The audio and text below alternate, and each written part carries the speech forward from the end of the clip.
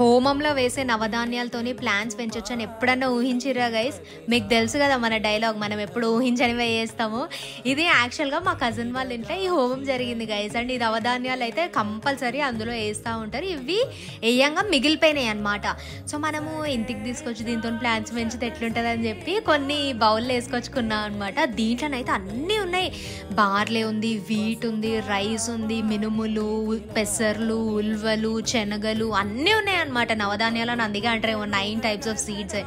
So ఇదైతే తీసుకొచ్చేసి మనము, అండ్ ఇన్స్టాగ్రామ్లో కూడా మనకి ఒక అమ్మాయి అడిగింది, అక్క నవధాన్యాలతో వేయించు అని చెప్పి. మనకేమో హోమం దగ్గర కనిపించినాయి. సరే ఇక లెట్స్ గెట్ ఆపర్చునిస్టిక్ అని చెప్పేసి తీసుకొచ్చి ఇమీడియట్గా ఇది vermicompost cocopeat red soil mix అనమాట.